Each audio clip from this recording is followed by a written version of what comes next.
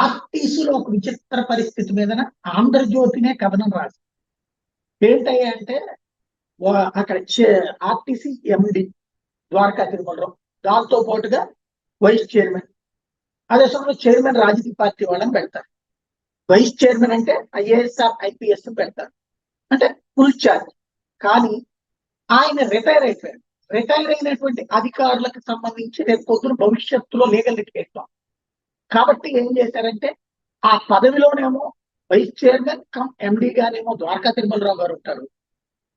Signature authority వచ్చేవాడు కాంతిలాల్ దండే, ఎవరైతే రవాణా శాఖకి సంబంధించినటువంటి ఉన్నతాధికారులు ఉన్నారో ఆయనకి అప్పచెప్తా రెండుగా పవర్స్ ని డివైడ్ చేస్తా నిర్ణయం తీసుకున్నది ప్రభుత్వం.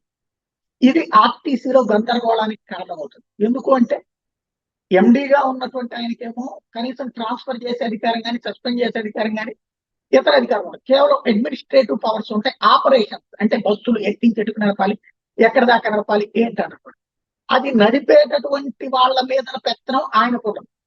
అంటే ఈయన ప్లాన్ చేస్తే అమలు బాధ్యత కాంతిలాల్ దండే గారికి. అప్పుడు వింటారా ఉద్యోగులు? సహజంగా ఇది ప్రమాదకరం కదా అని చెప్తూనే జ్యోతి ఇంకొక కాన్సెప్ట్ రాసుకొచ్చింది. ఈ కారణంగానే చేశారు. అయితే ఇవన్నీ వేరువేరుగా ఉంటే ప్రమాదం అంటూ మధ్యలో సహజంగానే వైఎస్ఆర్ కాంగ్రెస్ పార్టీని దొంగలుగా చూపెట్టాలి కాబట్టి అప్పట్లో ఆర్టీసీని వాళ్ళు నాశనం చేయకపోతే అది సరిచేస్తున్నటువంటి సందర్భంలో ఇప్పుడు మళ్ళీ వీళ్ళు ఇలాగ నాశనం చేస్తున్నారని రాసుకొచ్చింది.